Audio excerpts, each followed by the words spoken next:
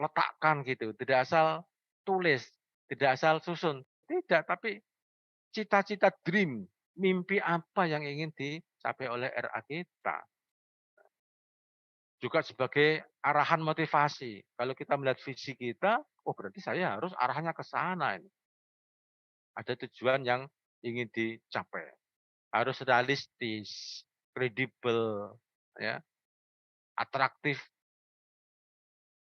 itu tidak perlu. Tapi yang penting bisa dipahami, singkat, ideal, gitu ya, predictable, gitu ya, bisa memprediksi ke depan seperti apa. Kalau kita sekarang ini di era global begitu ya, berwawasan global misalnya, indikator wawasan global apa misalnya, itu diserahkan pada teman-teman, yang penting visi ini mengacu pada arah yang ingin dicapai. Kami sarankan jangan hanya disusun oleh kepala era saja, tapi bicarakan dengan stakeholders yang ada. Kalau misi, saya katakan ada benang merahnya antara visi dan misi. Karena misi merupakan tentang apa yang hendak dicapai oleh RA itu, yang berupa tindakan yang dirumuskan di dalam kalimat di situ. Kalau visinya itu dream-nya, mimpinya, lalu misinya tindakan real yang akan dilakukan, tindakan apa yang akan dilakukan. Kalau tindakan realnya nanti di tujuan ya teman-teman ya. Sehingga antara indikator visi dan rumusan misi harus ada keterkaitan, terdapat benang merahnya secara jelas, gitu ya. Dan satu indikator visi dapat dirumuskan lebih dari satu rumusan misi. Dan biasanya satu indikator visi dirumuskan menjadi 2 misi biasanya. Oleh karena itu maka rumusan misi tidak perlu panjang, terlalu rigid, tidak. Nanti dijabarkan di dalam misi kita. Tindakan apa yang akan dilakukan. Sedangkan kalau tujuan, hasil yang ingin dicapai di situ. Harus terfokus pada hasil yang diinginkan untuk peserta didik kita. Karena kita itu dititipi orang tua untuk mengoptimalisasi aspek perkembangan anak. Harus dapat spesifik, terukur, dan dapat dicapai dalam jangka waktu tertentu. Sehingga antara visi, misi, dan tujuan ada benang merahnya. Bagaimana menyusunnya? Kita lihat berikut ini. Kita lihat pilihan satu, menggunakan visi, misi, dan tujuan yang ada. Yang kemarin dipakai lagi, boleh. Tapi kurang pas, kita revisi, kita sesuaikan. Tapi saya kepengen yang kemarin aja tidak apa-apa Kak, boleh. Insya Allah tidak ada sampai pada derajat dosa gitu ya Kang Saib ya. Ya. Tapi yang kita bicarakan di sini adalah bagaimana kita dapat menyusun visi, misi, dan tujuan yang dapat betul-betul operasional. Dan pilihan kedua, kita tinjau ulang visi, misi, dan tujuan madrasah, tujuan RA yang ada kita sesuaikan. Meskipun tidak dirubah total, kita sesuaikan dengan kondisi lingkungan internal RA kita masing-masing. Tidak diganti seluruhnya, tidak, tapi disesuaikan. Boleh pilihan kedua. Atau pilihan ketiga, kita meninjau ulang visi misi dan tujuan madrasah. Disesuaikan berdasarkan hasil evaluasi dan disesuaikan dengan kondisi lingkungan internal dan eksternal RA, karakteristik peserta didik kita, aspirasi orang tua kita. Boleh, ada banyak pilihan. Dan yang keempat, juga mempertimbangkan masukan dari berbagai kepentingan, pemangku kepentingan. Kita tinjau ulang di situ. Ya, ada 4 ini ya teman-teman ya. Bisa menggunakan yang lama, tanpa ada perubahan apapun. Yang kedua bisa dirubah dikit-dikit, begitu sesuaikan dengan kepentingan kondisi lingkungan internal. Yang ketiga, ini lebih luas lagi, sesuaikan dengan kondisi internal, juga eksternal, juga kita minta aspirasi orang tuanya. Dan pilihan keempat, ini yang lebih luas, kita berdasarkan analisis. Analisisnya tadi ya, bisa dengan SWOT, ya, strength, weakness, opportunity, and threat tadi yang kita bicarakan di depan. Nah, Secara umum begini, komponen 3. Ini waktunya biar tepat nanti. Tadi komponen 1 sudah karakteristik, komponen 2 terkait visi misi, komponen 3 sekarang. Biar nanti ada waktu untuk kita diskusi nanti. Komponen 3 terkait bagaimana kita mengorganisasikan pembelajaran. Bagaimana analisis kebutuhan, bagaimana pendekatan pembelajarannya. Kita lihat di sini. Pembelajaran di madrasah, analisis kebutuhan, pendekatan pembelajaran. Kalau pendekatan pembelajaran di RA harus dengan tematik. Ya. Kalau blok kolaboratif ini pada jenjang di atasnya. Blok itu pada MAK misalnya. Maka oleh karena itu maka ini masih tetap saya beli begini, tapi saya beri warna merah agar stressingnya saya highlight di sini tematik dan di sini ini.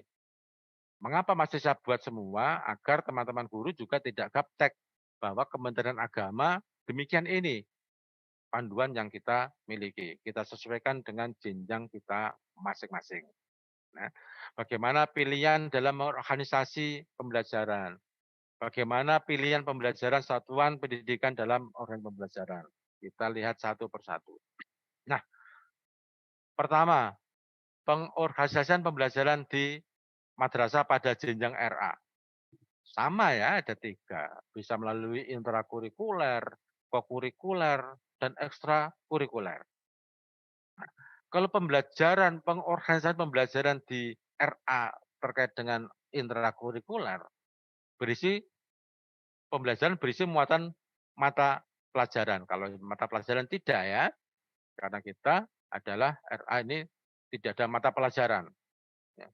Maka yang ada di dalam STTPA dan ada di CP tadi disampaikan oleh Bu Kartini tadi, bagaimana kita untuk elemen CP-nya tadi nilai agama dan budi pekerti, jati diri, kemudian dasar-dasar literasi dan STEAM tadi ya, yang dibicarakan apakah seni masih ada atau tidak. Masih ada teman-temannya, karena itu ada di regulasi yang lebih atas pada undang-undangnya juga demikian. STEAM itu lebih dikenal dengan sains, teknologi, engineering, art and mathematics. Ya. Di situ bagaimana mengajarkan anak itu juga terkait di situ karena di dalam kurikulum Merdeka itu juga harus mengkaitkan dengan kompetensi abad 21. Ya. Yang kita kenal dengan forsis itu tadi. Ya. Bagaimana kita mengajak anak-anak mulai dari RA itu dapat critical thinking, berpikir tingkat tinggi sesuai dengan tingkat usianya. Anak-anak bisa kok. Anak-anak itu menganalisis, mengevaluasi bisa sesuai dengan tingkat usianya melalui kegiatan bermain. Ini nanti insya Allah akan disampaikan oleh teman-teman narasumber yang lain. Di sini ada Bunda Dr. Irma Julian Tina nanti akan menjelaskan di situ. Kemudian bagaimana jati diri kita, jati diri yang Pancasila, profil pelajar Pancasila dan sekaligus profil pelajar yang rahmatan lil alamin di situ. Juga bagaimana kita di dalam pengorganisasian ekstrakurikulernya ini, bagaimana dapat mengembangkan minat, bakat, kemampuan, kepribadian dari anak-anak yang tentu di dalam pembelajarannya, implementasi pembelajarannya tentu berbeda antara di intrakurikuler, kokurikuler, ekstrakurikuler. Kalau kokurikuler yang terkait dengan proyek penguatan profil pelajar Pancasila dan profil pelajar Ramadan Alamin, kalau di era insya Allah sudah dilakukan teman-teman. Nah, tinggal nanti mengemas secara rapi saja. Insya Allah kalau di era itu menjelang Ramadan ada tarhib di situ, arak-arakan, anak diminta untuk membuat rumbai-rumbai, anak-anak dikenalkan dengan macam-macam. Itu termasuk di dalam proyek P5 dan P2RA. Pada kegiatan-kegiatan keagamaan, kegiatan-kegiatan nasional juga sudah dilakukan di situ. Dan kalau di kurikulum Merdeka RA, P5 dan P2 itu minimal dilaksanakan 2 kali dalam 1 tahun. Tapi kalau di RA itu barangkali hampir setiap bulan itu pada puncak tema itu bisa dilakukan dan dikemas menjadi proyek penguatan profil pelajar Pancasila dan profil pelajar Rahmatan lil Alamin. Insya Allah mudah. Maka kami betul-betul mengharapkan teman-teman guru RA tidak perlu risau, tidak perlu ragu. Wah ini barang baru, ini saya tidak bisa. Nanti dimarahi pengawas, nanti di macam-macam. Tidak, dibuat enjoy saja. Karena yang dibutuhkan anak-anak itu bukan guru yang sempurna ya teman-teman ya, tapi guru yang bahagia. Kalau gurunya bahagia, tentu dapat memotivasi anak didiknya untuk selalu kepengen datang ke sekolah, menemui gurunya dan teman-temannya, dan ingin selalu belajar sesuai tingkat usianya. Maka teman-teman, guru tidak perlu takut, tidak perlu risau, tidak perlu bingung, mudah. Apalagi setelah ada sosialisasi dari Kementerian Agama ini, insya Allah kita sama-sama berjuang, sama-sama mencoba, sama-sama kita untuk menjadi lebih baik. Kedua, menganalisis kebutuhan untuk mengkondensasi pembelajaran.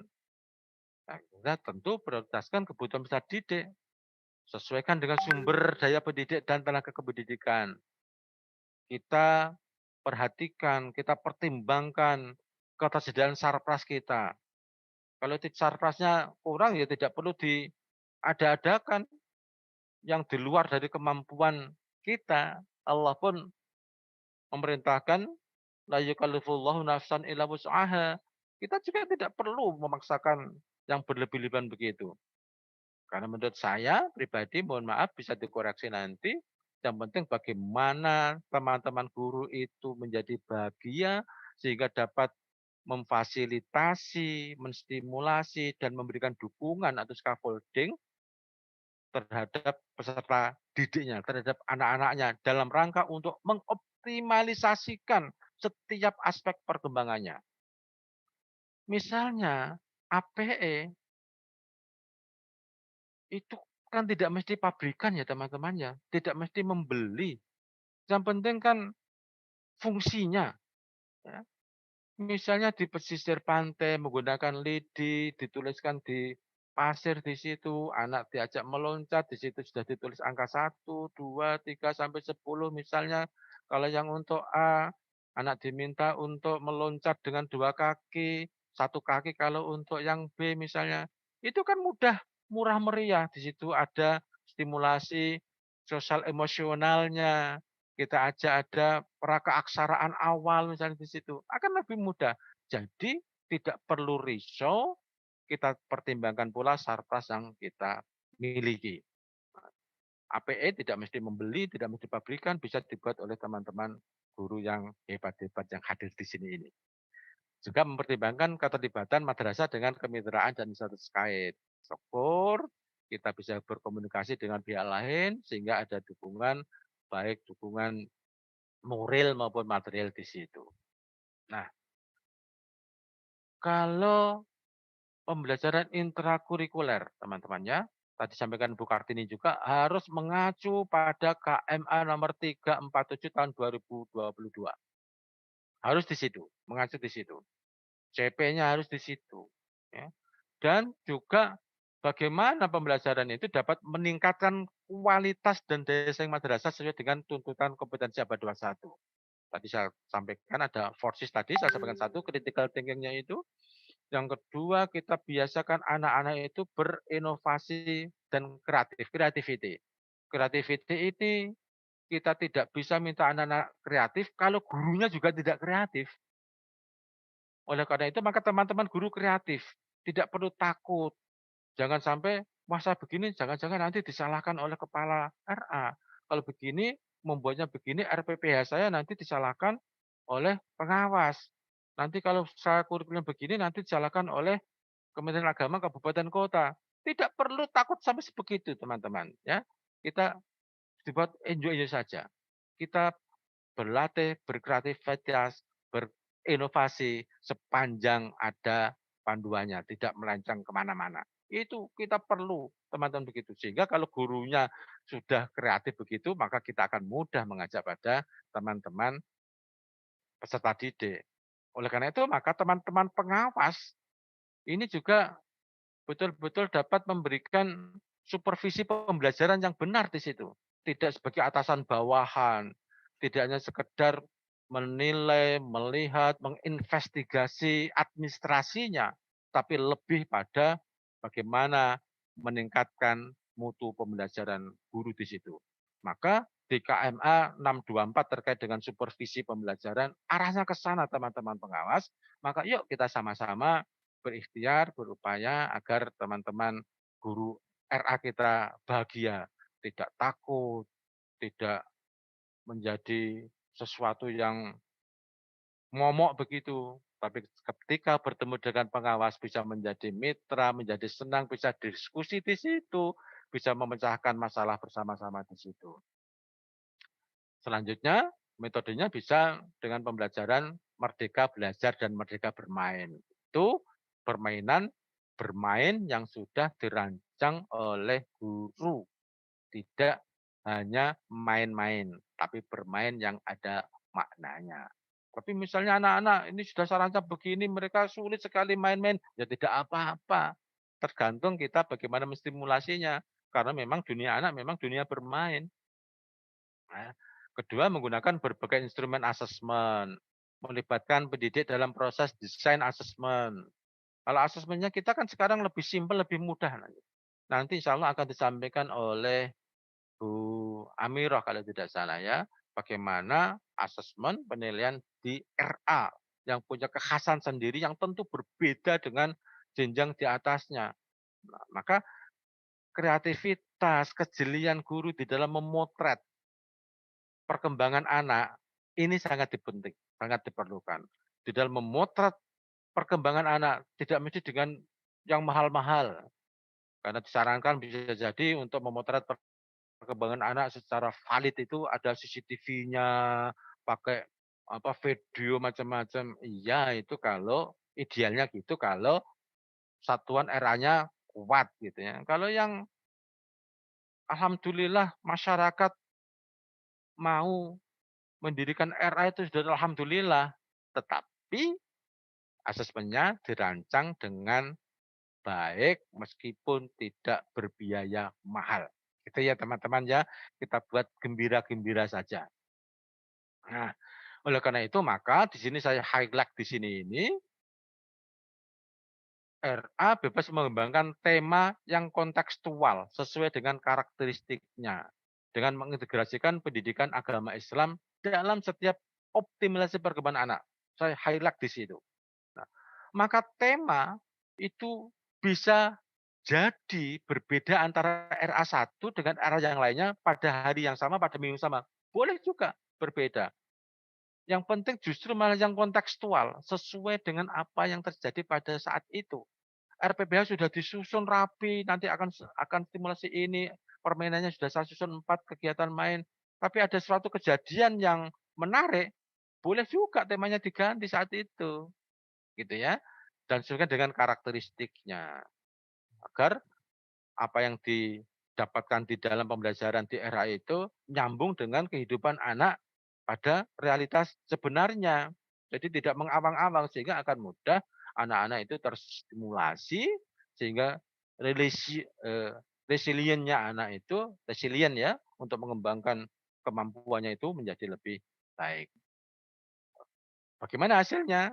Ya kita pakai bisa portofolio, bisa hasil pekerjaan, bisa didik dari berbagai instrumen. Dan kalau untuk kontak RA, dilaporkan melalui rapot atau laporan kemajuan belajar anak. Yang kedua, kalau P2, P5 dan P2 RA. Nah, harus disusun berdasarkan standar kelulusan. Kalau RA berdasarkan STTPA, standar tingkat pencapaian perkembangan anak. Yang di RA di Kementerian Agama, dan KMA 792 itu yang terbaru itu sudah disesuaikan teman-teman ya. STTPA-nya itu stimulasi apa untuk usia sekian sampai sekian sudah di situ. Kita kompilasikan aja di situ dengan capaian pembelajaran yang disusun di dalam KMA 347 tahun 2022 di situ. Agar stimulasi kita menjadi terarah. Ya, saya sampaikan di awal tadi, misalnya ketika kita menstimulasi fisik motorik, tak semata-mata itu. kita menstimulasi dengan nyanyian, dengan tepukan, tidak semata-mata itu. Misalnya ada nyanyian begini, anak ayam kecil-kecil bulat, jalannya berputar-putar sambil berkelakar, gocing tekotek, gocing, macam-macam itu. Itu ada konsep, ada banyak aspek yang dapat terstimulasi di situ. Dan ada bagaimana mengenalkan anak, mengintegrasikan pembelajaran PAI, pembelajaran nilai-nilai Islam ada di situ. Ayam adalah makhluk ciptaan Allah, kita jelaskan begini-begini, ada nyanyiannya, ada bagaimana kita sportif yang menjadi pemimpin, memimpin nyanyi, ada yang dipimpin. Ini banyak harus dilakukan situ dan di STTPA RA kita sudah dirumuskan di situ. Ya, kita memberikan ruang ya metodenya. Yang penting kita memberikan ruang lebih banyak untuk mandiri, bekerja secara kolaboratif. Nah, ini saya highlight di sini untuk RA. Khusus RA kegiatan P5, P2 RA minimal 2 kali setahun saudara-saudara, teman-teman, dilaksanakan dalam konteks bisa perayaan tradisi lokal. Kalau di daerah tertentu mempunyai tradisi lokal, manfaatkan di situ. Bisa hari besar keagamaan, hari besar nasional dan internasional dengan menggunakan 4 pilihan tema besar. Ini pilihan teman-teman. Ya. Yang pertama, aku sayang bumi. Aku cinta Indonesia. Ketika bermain dan bekerja sama. 4, imajinasiku, kreativitasku. Sehingga misalnya saya sampaikan tadi, ketika tarhib jelang Ramadan, ada karnaval melibatkan anak-anak, dibuatkan rumbai-rumbai yang membuat anak-anak, termasuk kreativitasku di situ, disampaikan tujuannya di situ, kecakapan, keterampilan anak teruji di situ. Kemudian juga kenalkan dengan hari besar keagamaan yang di situ yang terkait dengan aku cinta Indonesia juga, bahwa Indonesia ada keragaman di situ. Bisa macam-macam di situ, ya. Aku sayang bumi, sehingga kendati pun 4 pilihan tema besar ini, bisa jadi 4 tema ini dirangkum jadi satu kegiatan, boleh-boleh saja. Atau kepengen aku cinta Indonesia saja temanya, kita buat tema itu, subtemanya apa, kegiatannya apa, boleh. Kita enak-enak saja teman-teman ya. Jangan takut kalau ini nanti salah, nanti dimarahi. Tidak, kreativitas kita sangat diperlukan.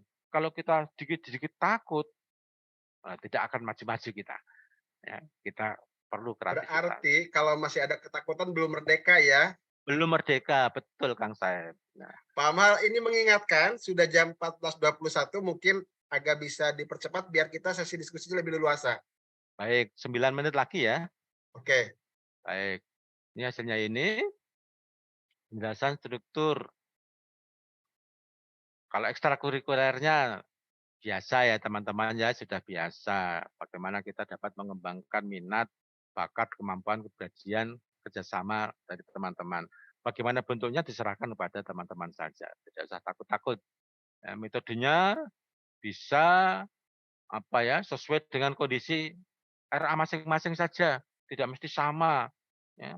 Di pengawas tidak boleh mengorganisir harus ini. Di Kementerian Agama Kabupaten Kota tidak boleh harus pakai ini. Tidak, kita buat yang fleksibel saja sesuai dengan karakteristik dan kemampuan masing-masing era. Yang hasilnya juga dilaporkan oleh rapot yang terpisah ya, pada bagian terpisah dari intrakurikuler.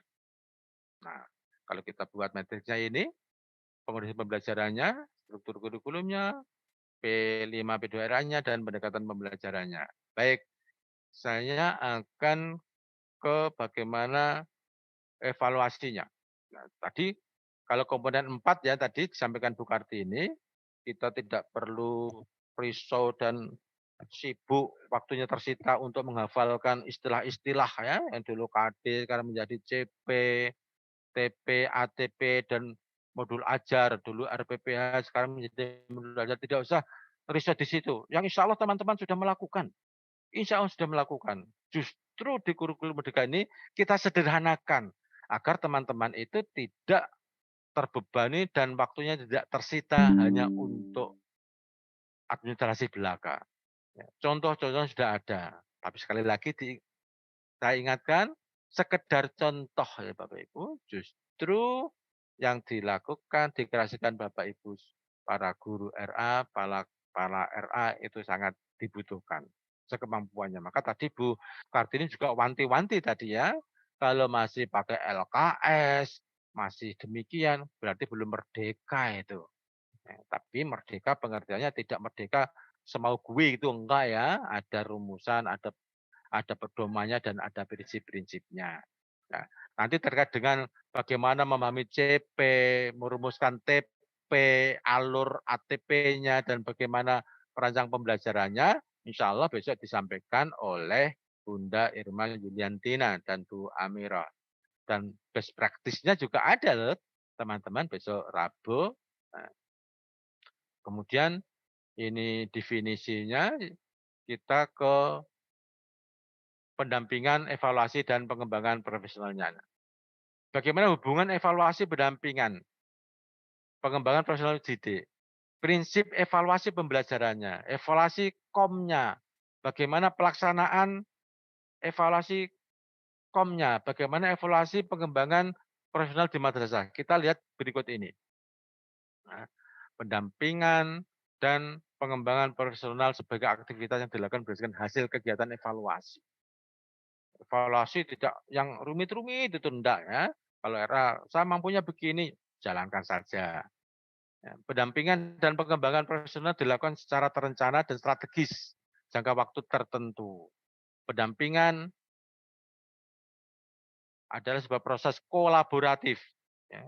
Maka teman-teman pengawas ini kami tekankan nanti ya teman-teman ya, para pengawas se-Indonesia, teman-teman seprofesi saya, bagaimana kita dapat memberikan pendampingan secara kolaboratif agar tujuan dapat tercapai secara bersama. Nah, bagaimana merumuskan evaluasi?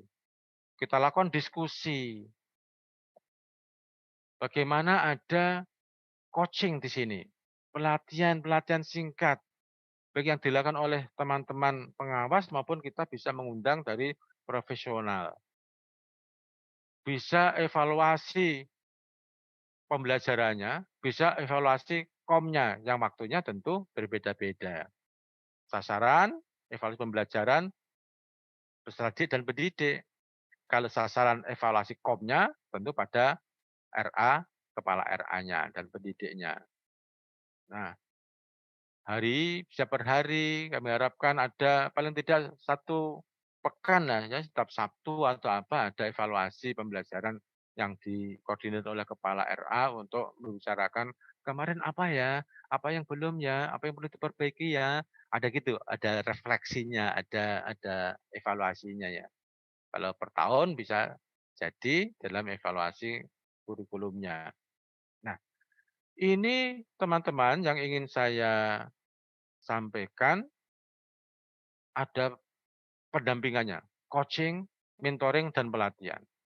Coaching bisa dilakukan oleh teman-teman pengawas kalau RA itu memiliki masalah. Bantu di situ. Bisa dengan proses pendampingan dengan berbagai pengalaman. Barangkali pengawas pernah menjadi guru, pernah menjadi kepala. Berikan mentoring di situ. Agar teman-teman kepala dan guru RA tidak merasa sendirian.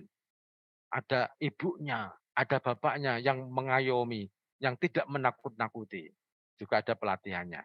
Nah, ini 5 menit ke depan saya berikan contoh ya Bapak Ibu ya.